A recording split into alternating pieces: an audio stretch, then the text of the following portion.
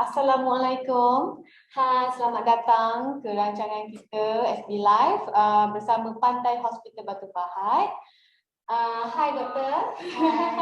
Alright. Terima kasih kerana sudi datang ke kita punya FB Live kita pada hari ini. Saya percaya FB Live kita dah lama dah tak buat kan. Jadi hari ini kita mulakan dengan tahun yang baru, walaupun dengan adanya banjir sedang melanda di Batu Pahat recently, tapi tidak apa, kita masih lagi boleh untuk membuat pautan FB Live bersama doktor kami. Alright. Soalan yang seperti saya maklumkan, soalan-soalan boleh ditinggalkan di ruangan komen di dalam FB Live kami pada hari ini, dan kami akan membacakan di masa kita akan dalam sepanjang ni.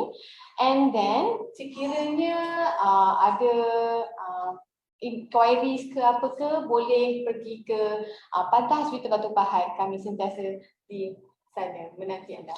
Alright. Kita ada hadiah misteri juga ya kepada penonton-penonton di luar sana. Sesiapa yang rajin like, komen dan share pautan kita akan ada misteri. Hadiah misteri untuk anda semua. Okey, dengan cara kita punya marketing akan DM anda sejurus hadisnya di live ni. Okey, dan hadiah akan dihantar melalui pintu rumah anda. Okey. Alright. Kami berharap anda semua dapat bersama kami sepanjang FB Live ini berlangsung. Boleh? Okey. Di sebelah ialah saya, kenalkan saya nama saya Wana. Saya adalah moderator dan juga bahagian marketing. Okey. Dan bersama saya, bukan saya seorang saja, saya ada dua orang doktor saya. Yang pertama ialah of course Dr. Michelle. Okay, Dr. Michelle yang is our pakar perubatan dalaman. Okay, yang berada di Pantai Hospital kita sudah lebih 2-3 tahun ya doktor ya. Say hi sikit doktor. Hi, terima kasih Wana. So, okay. Good afternoon everyone. Dr. Michelle, saya pakar perubatan dalaman sini. So, masa berlalu cepat, saya dah di Pantai Hospital Batu Pahat hampir lebih 2 tahun. So, dalam bidang saya, biasanya saya akan pesakit saya merangkumi pesakit yang seringkali bertemu saya berkaitan dengan masalah pesakit dalaman, seumpamanya penyakit thyroid, penyakit kencing manis yang tidak terkawal, dengan masalah kulit yang selalu mengalami masalah jangkitan kuman kulit, radang kulit, alergi kulit, dan juga biasanya bahagian perubatan dalaman kita deal dengan kes-kes yang patient sakit dengan jangkitan kuman darah yang masuk di dalam ward yang kita perlu kawal, dan juga dengan masalah macam jangkitan kuman paru-paru yang memerlukan perawatan di ward yang kita selalu memerlukan pemerhatian yang rapi. Okay. So, wow, maksudnya memang kerja doktor it's not easy ya, untuk memastikan pesakit kita sihat dan mendapat rawatan yang baik. Semoga diorang dapat menjalankan kehidupan harian mereka dengan baik juga. Alright, saya kat sini kita ada jemputan khas daripada Klinik Izna, Dr. Maimunah. So Dr. Maimunah, hai. Selamat, terima kasih kerana datang kita punya FB Live. Sebelum ni kita ada buat juga betul, tapi melalui webinar dan pada masa tu pandemik berlaku. Dan saya sangat-sangat teruja bila doktor sanggup dan boleh datang ke tempat kami, sudi datang. So maybe doktor ada sedikit perkenalan untuk kita punya penonton. Yeah, thank you Wana for the invitation. Saya sangat honored. Saya just kenalkan diri saya sedikit. Nama saya Dr. Maimunah. Saya baru je menjadi pengamal perubatan am ataupun lebih dikenali sebagai general practitioner atau GP di Klinik Izna. Sebelum ni saya menjadi pegawai perubatan di 2 tempat. Sebelum itu di Hospital Keluang sebagai pegawai perubatan internal medicine selama 1 tahun. Kemudian saya berpindah ke Hospital Batu Pahat dan sebagai pegawai perubatan pembedahan selama 7 tahun. Wow. Yes.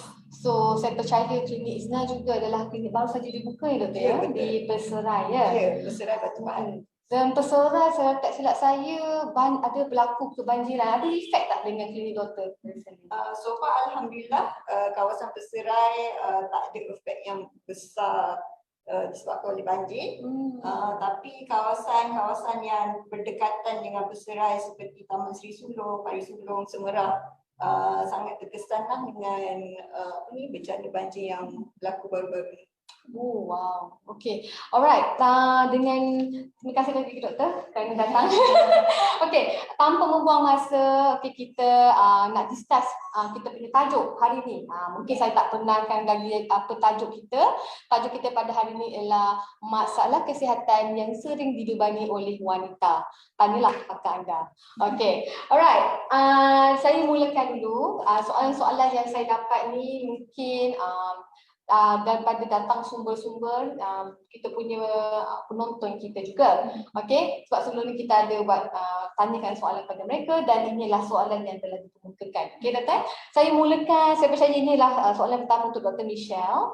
Okey, doktor, kenapa wanita lebih ramai hadapi masalah thyroid? Oh, okay, thyroid. Betul. Ya. So, betul. Untuk masalah thyroid dalam klinik saya, boleh katakan more than 80% pesakit yang jumpa saya untuk masalah thyroid ialah wanita. Betul. Oh, okay. So actually thyroid kita boleh bahagikan kepada dua entity. One of the entity is hyperthyroid. Hyperthyroid maksudnya kelenjar thyroid terlalu aktif. Dia menghasilkan hormon yang berlebihan. Tapi kedua jenis itu hypothyroid. Hypothyroid dia bermaksud kelenjar thyroid yang tidak aktif. Maksudnya kekurangan hormon thyroid. Oh, okay. So kenapa wanita lebih biasa mengalami masalah thyroid? Okay, so for hyperthyroid, one of the main cause adalah sebabkan penyakit Graves. Nama itu agak it's like quite sound a bit scary kan, Graves. Tapi actually Graves itu bermaksud seorang doktor Robert Graves yang dia actually found out masalah hyperthyroid ini. So penyakit Graves ini actually sejenis penyakit autoimun. Autoimun maksudnya antibody dalam badan yang dia terlalu aktif, dia merangsangkan kita punya kelenjar thyroid menghasilkan hormon berlebihan. Wow. Okay. So autoimun masalah ini lebih sering kali berlaku di golongan wanita. Can we say golongan wanita 8 kali ganda lebih common untuk mendapat masalah penyakit Graves, autoimun masalah ini. So memang ramai wanita yang lebih menghadapi penyakit ini. Betul. Biasanya masalah autoimun, masalah antibody yang terlalu aktif, biasanya berlaku di kalangan wanita. So seperti yang Dr. Michelle katakan tadi, kepada wanita yang mungkin ada ada berpotensi kena jaga kesihatan lah doktor yang lebih. Okey, dan saya nak tanya, kenapa, apakah tanda awal untuk kita kenal pasti penyakit thyroid ni? Alright. Biasanya tanda awal untuk hyperthyroid yang terlalu aktif hormon itu, biasanya pesakit yang datang jumpa saya, mereka akan bagi tahu doktor saya sering kali rasa macam ke belakangnya rasa sesak nafas, jantung berdebar laju. So initially mereka thought masalah jantung, tapi setelah kita memeriksa dan tanda-tanda itu ialah hyperthyroid, kita ambil ujian darah menunjukkan thyroid hormon terlalu tinggi. So tanda awalnya boleh berangkumi dari segi jantung berdebar laju, hand shaky, tremor, dan rasa cepat panas, cepat marah juga. Cepat marah betul. Alamak. Kalau hormon terlalu tinggi thyroid, dia menyebabkan metabolisme badan meningkat. Alamak. So mereka boleh tiba-tiba rasa, kenapa badan saya kurus? Mereka risau ada masalah lain, kenapa dia tiba-tiba kurus banyak. So juga thyroid hormon terlalu tinggi menyebabkan seseorang punya berat badan susut dengan mendadak. Maknanya perubahan badan susut ni bukan sebabkan dia exercise. Maknanya tanpa disedari dia kurus, dia pun tak sedari dia kurus. Adakah sebabkan dia kurang makan doktor? Tak, actually thyroid hormon dia menyebabkan appetite dia sangat bagus tapi badan dia kurus. Wow. So maknanya seperti saya tahu baru juga doktor kita ada satu artis di Malaysia sangat dikenali, Yasin. Dia juga mengalami thyroid dan dikatakan dia pun kurus walaupun dia banyak makan di penjara sana. So maybe it's related lah kan. Alright, terima kasih Dr. Michelle for just now explain about the thyroid. Okay, kita balik soalan pula dengan Dr. Mauna kita. Okay, Doktor. Banyak dalam kebanyakannya pesakit wanita yang datang jumpa klinik doktor, boleh share sikit tak dengan kami antaranya pesakit dari mana, sakit apa atau wanita-wanita yang datang tu?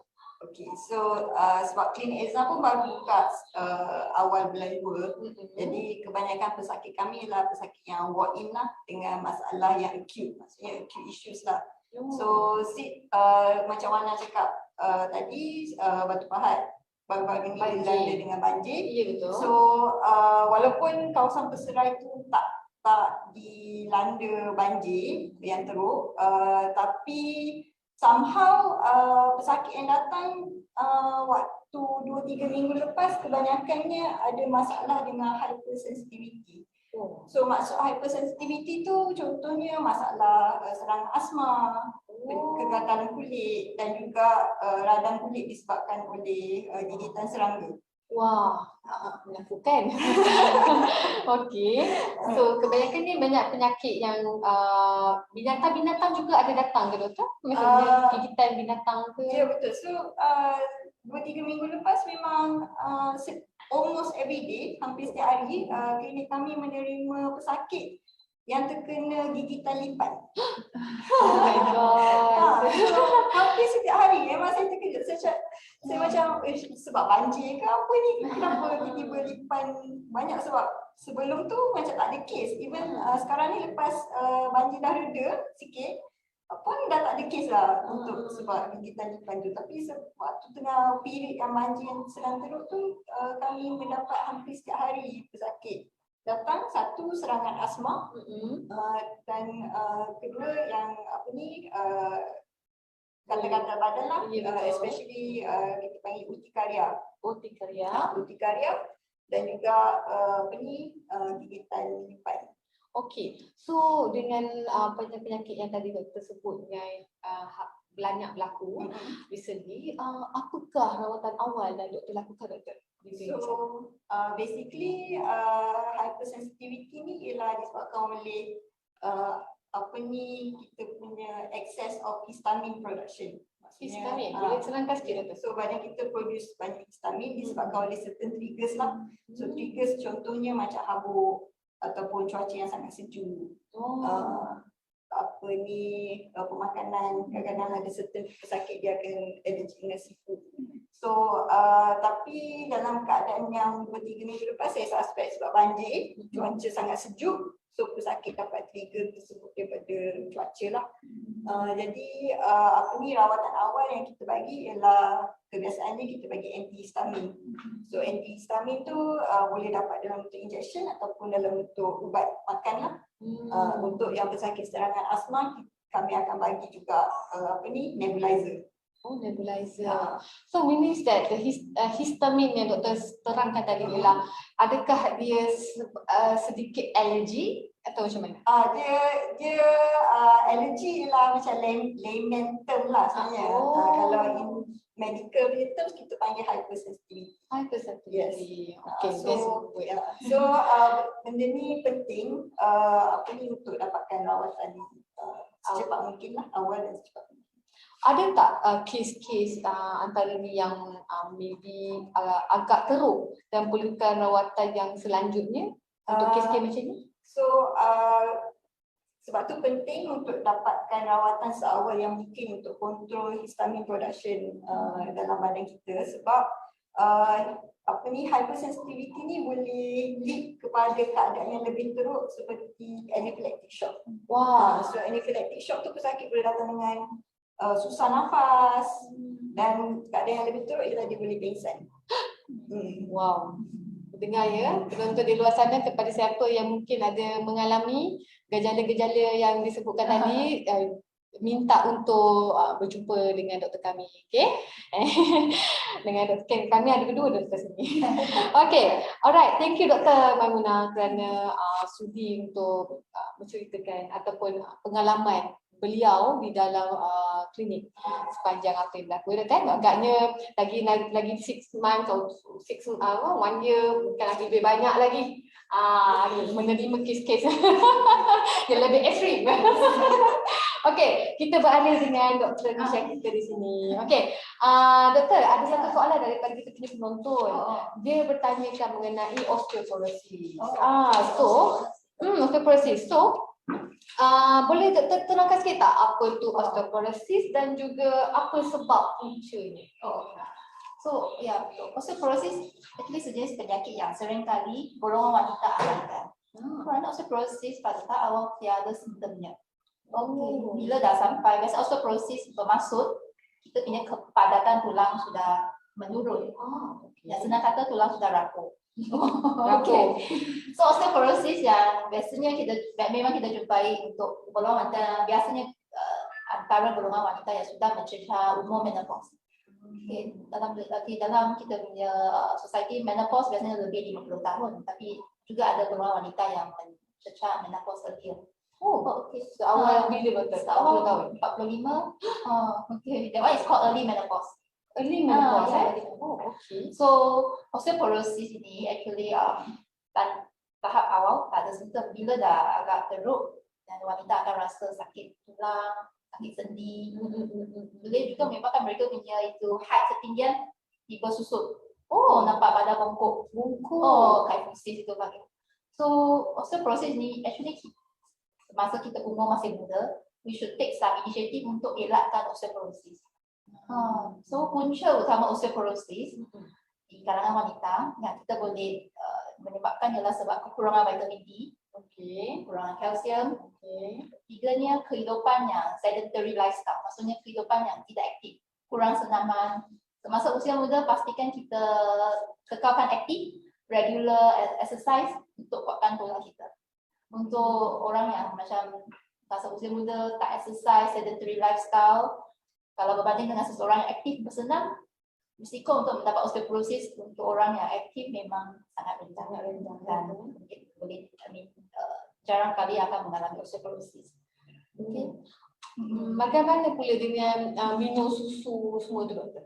Is it memberi kesan yang baik ataupun doktor, susu lebih baik ke ataupun makan ubat kalsium lebih baik? Mana lebih bagus? So biasanya susu itu bagus juga kerana dia memang mengandungi kalsium, zat protein, zat yang lain. So untuk around our age, kita punya kalsium intake pastikan ada 1000 mg daily.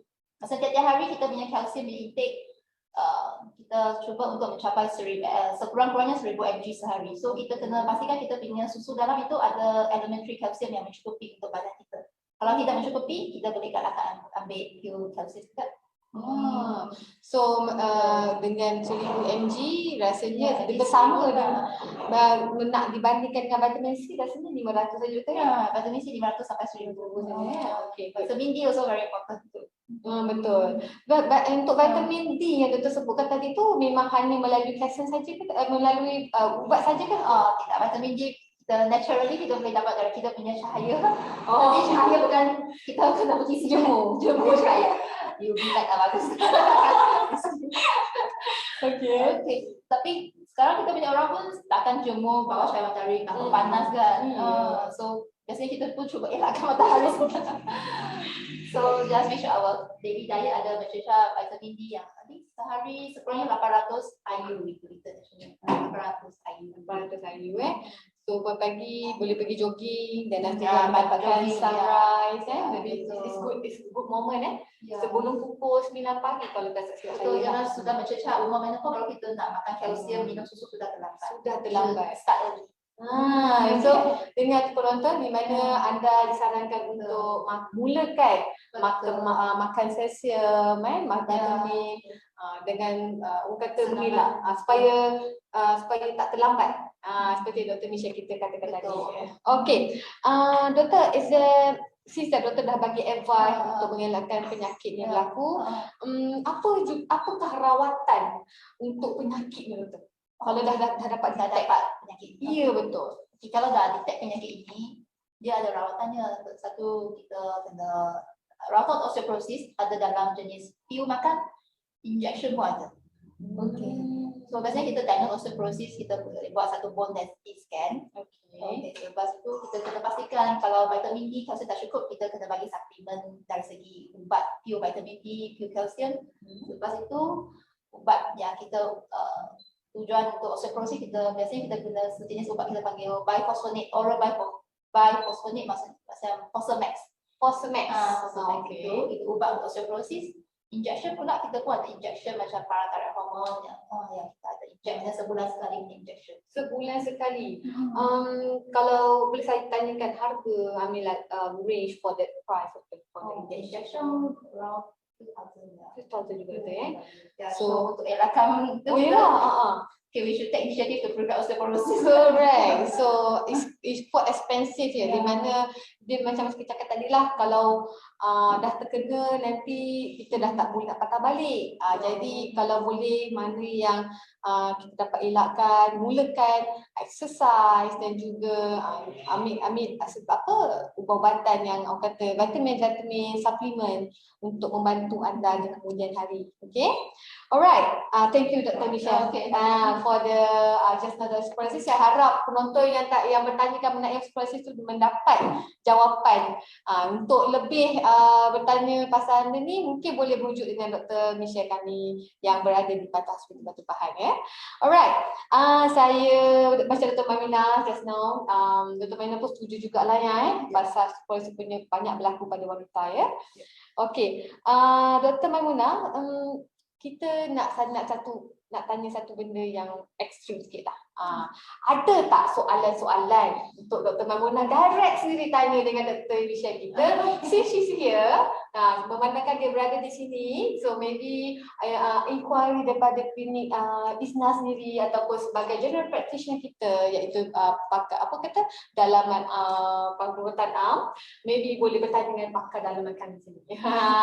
Ada doktor nak tanyakan soalan ke? So Dr. Michelle, since Ramadan is around the corner. Ramadan dah nak habis. Sudah nak menjelang in a few days. Lagi seminggu lah. Lagi seminggu cepatnya. Lagi seminggu. So klinik Ezna juga ada menerima pesakit-pesakit yang ada diabetes. So saya nak tanya, apa tips-tips yang kami boleh bagi kepada pesakit kami dalam pengawalan dengan pemakanan diorang ataupun insulin diorang, waktu sahur, waktu berbuka, adakah diorang perlu adjust diorang punya timing ambil insulin ke? Okay. So betul, bulan Ramadan actually ada beberapa faktor yang kita kena advise patient, kerana terutamanya pesakit diabetes kan. So pesakit diabetes, kita risau mereka semasa bulan Ramadan mengalami masalah macam hypo, kekurangan gula atau masalah gula terlalu tinggi sebab mereka tak makan ubat, mereka takut nak makan ubat sebab puasa. So first of all, saya akan advise macam untuk sakit kita, first kita galakkan mereka minum air yang cukup, sekurang-kurangnya 18 sehari. Kalau mereka tak ada macam ada restriction fluid lah sebab masalah jantung, kalau perlu kawal air jangan suruh mereka minum air lebihan, tapi yang tidak ada, pastikan mereka kena minum air kosong yang mencukupi sekurangnya 18 hari. Dan keduanya semasa sahur atau semasa sahur, galakkan mereka makan benda yang kurang gula, yang makan macam serat, makanan yang mengandungi serat lebih tinggi macam oats, vegetable macam itu, dan kurangkan makanan berkarbohidrat macam air bergas, air yang paket drink dah suruh mereka jangan minum, dan kawal kandungan karbohidrat. Kerana semasa mereka bulan puasa, risiko untuk mendapat macam gula tiba-tiba macam tinggi akan berlaku. So untuk pesakit diabetes, untuk insulin biasanya kita akan advise masa sahur, mereka boleh cucuk juga tapi kurangkan dos dari segi mungkin dalam 50% half dos, dan semasa buka puasa baru cucuk balik dos yang sebenar. Dan ubat diabetes pun boleh continue makan, just untuk macam ubat diabetes biasanya kita, kalau untuk dos yang sehari sekali makan semasa buka puasa, tapi untuk dos yang 1 hari 2 kali semasa sahur boleh makan, tapi kalau untuk macam yang grup yang akan macam diamond itu kita galakkan kurangkan half dos semasa sahur. juga kena advise mereka untuk continue senaman. Ada orang yang puasa dia tak bersenam. So semasa start buka puasa, mereka dah makan sikit makanan yang ringan, dah gain balik tenaga, galakkan mereka buat sikit senaman. Senaman yang ringan macam mana tu? Yang tidak melibatkan larian ke? Ya, just brisk walking, 20 minit okay. 20-30 minit, just slow walking. Okay, maybe this. Jangan aktiviti alasak sangat, just continue senaman yang ringan. Okay, so mengharapkan Dr. Maimunah pun dapat sedikit penjelasan daripada Dr. Misha kita. Ada lagi soalan daripada Dr. Maimunah? Another thing, macam saya mention tadi, our clinic banyak dapat kes-kes hypersensitivity, macam eczema, psoriasis. So, adakah allergen test atau allergic test lah biasa orang panggil allergic test tu membantu untuk mereka identify orang punya triggers? Oh, okay. Untuk eczema, untuk yang quite resistant eczema itu, is yang especially yang bercampur dengan urticaria sekali, I think we advise to take one allergic test yang to find out itu serum IgE level dalam badan. We have is the allergic test yang to test whether their allergic is due to external trigger or internal trigger. So internal trigger, if we kalau ambil allergic test itu terhadap macam pemakanan, terhadap persekitaran tak ada. So just IgE yang IgE level dalam badan itu, IgE maksudnya antibody allergic kita tinggi, itu maksudnya internally autoimmune punya masalah. Lebih kepada internal. So it's quite it's advisable untuk case yang macam resistant eczema yang tak respond dengan treatment, quite frequent pula bercampur dengan urticaria, they will advise to take the allergic test. Tapi untuk psoriasis saya tak akan ambil allergic test juga. Psoriasis dia autoimmune. So maknanya kalau autoimmune, maknanya patient have to be referred to the hospital lah dekat macam tu. Psoriasis, especially yang resistant to Kerana psoriasis yang severe psoriasis kita not respond to macam ubat sapu, kita ada injection yang kita panggil biologic agent itu untuk start untuk patient yang severe case. So untuk kes macam ini, adakah patient perlu membuat cek darah sentiasa ataupun tidak perlu? Tak, biasanya untuk psoriasis untuk sakit psoriasis actually dia ada high risk untuk dapat masalah metabolic ulcer macam darah tinggi, masalah jantung, kencing manis dan juga gout. Kerana psoriasis ialah badan kita dia terlalu aktif tukar kulit sendiri. Betul. So dia biasanya pesakit psoriasis pun ada associated dengan masalah pesakit lain macam penyakit gout, penyakit kencing manis, darah tinggi. So kita kena screen benda-benda ini. Biasanya kalau nak ambil check badan dan sekurang-kurangnya setahun sekali. Kalau mereka on ubat immunosuppressant untuk psoriasis, dan itu kena regular check up untuk dia punya darah. Wow, it's not easy untuk mengalami this kind of penyakit kulit dan juga boleh lead kepada penyakit-penyakit lebih besar yang kita sering takut untuk dalam kehidupan kita juga. Alright, terima kasih Dr. Michelle dan also Dr. Maimunah. Just now Dr. Maimunah pun akhirnya mendapat ke dengan banyak information itu yang kita nak dengar dengan adanya sesi ni sebenarnya banyak memberi ruang memberikan orang kata the new information supaya doktor-doktor kita kat sini dapat membantu anda di luar sana. Okey, sebelum tu kita ada soalan-soalan juga di dalam FB Live kita bertanyakan soalan. So saya on behalf of them, saya akan menanyakan soalan kepada doktor ya. Okey, daripada saya akan pilih. Okey, soalan untuk eczema. Okay, maybe one of you. Kenapa eczema dah sembuh lepas tu kena balik? Kenapa eczema dah sembuh dan boleh recurrent? Okay, actually eczema is a chronic condition. Dia sejenis penyakit yang akan recurrent and relapse. Okay. Seumpamanya macam penyakit asma. Eczema, asma, allergic rhinitis dia satu kumpulan hypersensitivity yang tadi Dr. Maimunah katakan.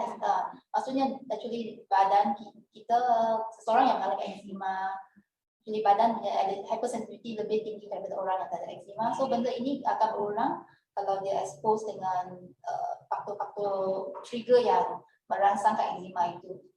So eczema kita boleh cakap penyakit kulit yang kita boleh kawal, tapi untuk totally hilangkan kadang dia ambil masa, kadang pun dia akan sentiasa stay dalam badan kita, tapi kita kena ambil rawatan untuk kawal. Nak elakkan dia punya triggering factor.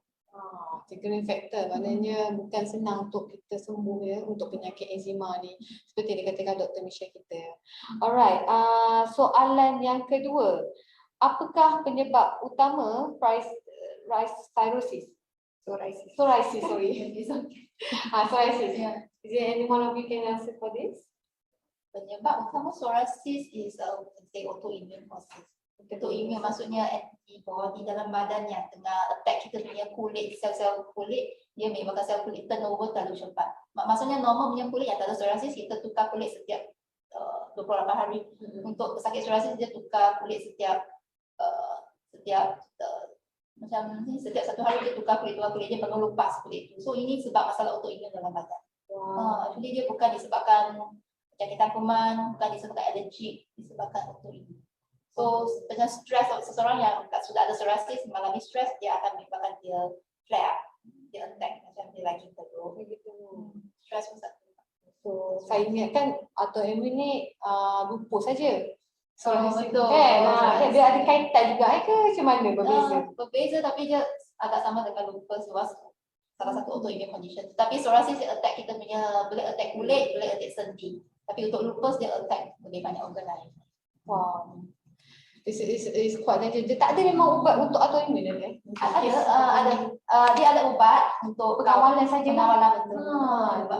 Untuk menghapuskan memang tidak Kita guna ubat untuk bagi dia stay quiet, stay stable. Okay. Alright. Ada soalan daripada kita punya ni, the comment. Ada tip tak untuk para suami membantu para isteri kita ketika mereka stres pada setiap bulan? Ini tajuknya agak di luar di luar kotak kita. Alamak, kena tanya husband. Dia katakan yelah stres ada I mean like this more pada psikologi ataupun psychiatrist, tapi maybe doktor boleh jawab secara general, maybe boleh kan? Doktor Maimuna jawab. Doktor Maimuna nak jawab. Membantu I think as a husband yang penting ialah suami tu sendiri kena tahu macam mana nak mengawal emosi. Dia kena tenang, dia kena dengar luahan isteri tu, dia tak boleh ambil apa-apa yang isteri bebel tu, dia tak boleh nak take it personally. Dia tolong dalam macam kalau anak kena take part isteri kena take part. Bila dia tengok isteri dia nampak stres, senyap je burung je kan, dia kena perasan lah benda tu, dia kena aware yang ada something tak betul dengan isteri saya. So dia kena tanya kat isteri dia, how are you feeling today? Kalau isteri dia senyap, dia tak nak cakap mesti ada something wrong. So dia agak di luar kotak, which is sebenarnya apa yang Dr. Maimuna sampaikan ialah communication. Means that lelaki you have to be more alert with the woman supaya woman ni dia stress. Lagi-lagi kalau yang jenis yang ada penyakit-penyakit, lagi kita teruk kalau kita tidak membendungkan dia. Jadi disarankanlah communication is very important. Please talk to your wife and sit down here. Dengar saja, tak perlukan sebarang jawapan. Mereka hanya perlukan satu tips lah yang boleh tanya, you nak I dengar ke you nak solution? Tanya dulu. Okay, kita kena patah balik kita punya agenda hari ni ya. Ini masalah wanita ya, masalah kesihatan. Okay, dapat soalan daripada one of it, Fatin. Dia mengatakan, siapakah yang berisiko tinggi untuk mendapat kanser payudara? So kanser payudara. So maybe secara general ni doktor, maybe you can have some. Untuk kanser payudara ini boleh dikatakan satu kanser yang paling common di kalangan wanita pada masa ini. So risikonya satu, kalau ada sejarah keluarga yang mempunyai breast cancer, memang meningkatkan risiko yang sangat tinggi. Keduanya, kalau mencecar macam tidak susukan badan, tidak pernah breastfeeding dulu. Yang mother ada breastfeed, reduce the risk untuk dapat breastfeed. Oh, okay. Means that orang yang tak susu badan ni dalam risiko ya. Untuk berbanding dengan mother yang Susu badan. Walaupun yang susu badan kadang-kadang kita selalu sering saya mendapat tahu yang ada penyakit something that have been done is mastitis, if I'm not mistaken, doktor. Macam mana pula dengan tu? Boleh berlaku juga dengan mastitis tu, boleh terangkan sedikit tak? mastitis maksudnya radang kat breast tissue itu, Yeah. radang kulit kat breast tissue. Biasanya disebabkan kalau semasa during breastfeeding, jika ada crack nipple atau jangkitan kuman dan dia menyebabkan radang kat itu mastitis, menyebabkan radang kulit kat dekat itu payudara sana. Jadi orang cakap mastitis ni sebenarnya mastitis ni lah boleh puncanya payudara. Adakah doktor setuju dengan statement tu? Tidak, mastitis tak ada kaitan dengan breast cancer. Saya jaga saya dalam bidang pembedahan selama 3 Ya, tahun. betul. Saya jaga juga onkologi klinik waktu dekat hospital dulu. Yang kes-kes mastitis ni isu dia kalau pesakit tak rawat mastitis tu dengan secepat mungkin. Mereka mungkin boleh develop CGM. CGM tu chronic granulomatous mastitis. So chronic granulomatous mastitis kami juga ada buat saringan waktu dekat hospital pakar bedah dulu. Diorang akan buat saringan setiap tahun untuk check mastitis tersebut lah kalau dia datang balik ke apa. Tapi ada percentage kurang 0.1% lah yang memang berubah menjadi kanser. Tapi rare lah, sangat rare. Sebab tu saringan payudara tu penting. Selepas umur 40 tahun memang disarankan untuk untuk setiap wanita mendapat saringan mammogram. Dan saya tahu juga yang LPPKN ada buat cooperation dengan Hospital Pantai Batu Pahat, collaboration dengan Hospital Pantai Batu Pahat untuk buat saringan mammogram lah. Ya betul. Dr. Maimuna kita ingat dengan kita apa yang berlaku di pantai kita recently. Ya betul. Apa yang Dr. Maimuna cakap tu memang betul. Di mana kita ada membuat saringan mammogram secara percuma under bawah jagaan LPPKN. Di mana LPPKN setiap tahun kita mendapat subsidize untuk membawa pesakit diorang kena daftar melalui PPKN dan PPKN akan memberikan satu voucher kalau saya tak silap di mana they have to bring to our imaging atau kita bawa kita punya imaging kita melakukan mammogram dan mendapatkan keputusan daripada kita punya one of the consultant dan juga balik kepada PPKN untuk rawatan selanjutnya. So ya betul, memang ada free dan juga Pantai Hospital juga ada melakukan promotion during breast cancer awareness. Akan ada nanti Mother's Day pun kita akan ada promotion sekali lagi untuk breast cancer untuk mammogram dan juga ultrasound. Okey, maknanya kat sini kita nak terangkan di mana mammogram sangat penting ya doktor untuk membuat rawatan And saya just nak add on early detection memang save life.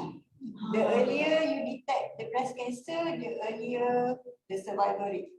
So breast cancer is curable. Yes. The survivor, I mean like that is it can save you your life if you noted ataupun you notice awal. Okay, sekiranya ada sebarang kata something perubahan di bahagian ni breast, maybe boleh cepat-cepat merujuk kepada pakar doktor kami dan juga general practitioner yang berada di sini. Okay, doktor ada soalan rasanya. Ada soalan lagi. Siapakah yang berisiko untuk mendapatkan pasir payudara? Berapa kerap untuk buat check up memastikan tiadanya payudara kanser dan cara mencegahnya? Macam saya cakap tadi kot. Saya cakap Cara mencegah ialah dengan self examination lah, self breast examination, kena gerak cek dekat rumah. So apa-apa ketulan walaupun kecil pun mesti kena datang cek dengan doktor lah. At least buat scan, buat biopsi untuk pastikan dia bukan kanser.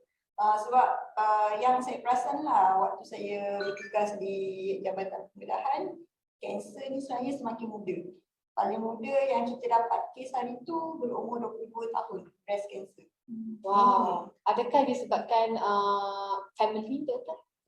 Yes, family history. Yep. So yang disarankan sekali lagi untuk mereka membuat kepada kita punya yang komen ni, saya memang suggest lah kalau perlu rujuk, pergi rujuk. Alright, rasanya dekat sini memang dah tak ada lagi yang berkaitan. Jadi sekali lagi kita cakap terima kasih lah kepada orang yang sudi komen. Komen-komen yang kami yang berlaku tadi, kita akan DM anda dan kita akan tanya personality sedikit supaya hadiah untuk disampaikan ke ibu anda. Okay? Alright. Sememangnya apa yang berlaku yang kita bincangkan tadi tu memang banyak berlaku pada wanita-wanita di luar sana. Untuk bertanyakan mengenai ONG, mengenai orang kata untuk mengenai kanser cervix ke apa ke, mungkin akan ada lagi FB Live yang akan datang. Kita akan bertanyakan soalan-soalan yang melibatkan pakar bedah kami, pakar untuk sakit puan, for the in future kita boleh akan adakan komen di sana untuk sekiranya anda berminat untuk atau suggestion for the next FB Live. So kita akan lakukan demi anda. Okay, seperti saya nak sikit komen promo sedikit lah. Macam Dr. Klinik Izna di sini, seperti kita kenal, dia orang baru saja buka di Peserai, dan konsep klinik yang mereka try to say is they are more pada klinik wanita dan kanak-kanak, betul ya? So kalau ada apa-apa appointment ke apa ke, dia orang sentiasa ada di anda. Setiap hari buka ke doktor? Ya, setiap hari buka pukul 8 pagi hingga 11 malam. So kami klinik mesra wanita dan kanak-kanak, tapi kami terima semua kes lelaki, perempuan, muda, tua, semua kami terimalah. Untuk kes lelaki stres mungkin boleh rujuk.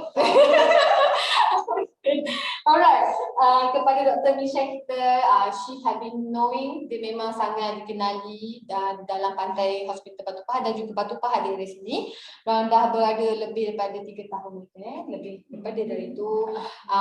Dan juga Dr. Michelle juga, dia bukan setakat pakar dalam ataupun kita panggil internal medicine, tapi dia ada special interest, iaitu dia minat lebih kepada sakit kulit. So di luar sana saya tahu di Batu Pahat kita agak kekurangan ataupun tiada untuk dermatologi, betul? So di sini kita ada Dr. Michelle kita yang boleh membantu, especially pada wanita. Anda tak perlu risau dengan keadaan anda because female internal medicine is here. Ada sikit promote untuk klinik doktor? I think Wana dah give a very welcome good introduction. Tak ada apa ya. Terima kasih Wana for the introduction. I think for my side, I think that's for internal medicine. I think generally is more to internal condition yang I summarize again. Like first of all, we will see condition macam untuk penyakit sakit sendi, autoimmune, macam lupus, arthritis, psoriasis berkaitan dengan psoriatic arthritis. Saya juga ada tengok masalah hormon-hormon, kelenjar thyroid, masalah macam masalah hormon actually ada banyak jenis, macam masalah Cushing syndrome, masalah macam hyperparathyroid, hyperthyroid, adrenal punya masalah pun dalam bidang internal medicine. Selain itu penyakit berjangkit macam masalah TB, masalah dengue, itu dalam bidang internal medicine. So yeah, from what Wana say, I have a special interest in skin. So macam penyakit eczema, psoriasis, any problem with the skin, you can come and find me also. Alright, so untuk appointment and all this mungkin boleh melalui pantai kami ataupun laman web kami, boleh rujuk di sana. Just click the link and we will assist you for the appointment. Alright, sebelum berakhirnya discuss kita santai pada hari ini, saya cuma nak ingatkan kita ada juga pelbagai package yang mungkin anda berminat dan ingin anda lakukan dengan harga yang sangat berpatutan. Antaranya adalah hair screening. Okey, kita ada hair screening di sini yang serendah RM180. Kita ada juga untuk mammogram dan juga ultrasound sebelum 15 katanya, tapi tak pernah kita akan maksudnya kita akan ada waktu breast cancer awareness, kita akan ada Mother's Day juga, promotion mammogram tu. Okey, dan juga kita ada untuk sakit jantung, cek jantung anda. You know, we are the only heart center in Batu Pahat, the only institut jantung di sini. Kita ada satu doktor kardiologi iaitu Dr. Timothy James Watson. Anda boleh lakukan rawatan di tempat kami dengan serendah RM588 sahaja. Okey, selain daripada itu kita boleh melalui appointment dan juga call us. Dan don't forget to telefon kami untuk sebarang inquiries atau pertanyaan persoalan. Okey, kami sentiasa ada di sisi anda, caring from the heart. Alright, terima kasih Dr. Maimuna dan Dr. Michelle berkongsi ilmu kepada semua penonton kita. Alright, perkongsian ini dan input yang memberikan kefahaman yang baik. Dan secara hormatnya, saya mengakhiri FB Live kita pada hari ini. Terima kasih doktor. Tepuk tangan. Okay. Thank you. Bye.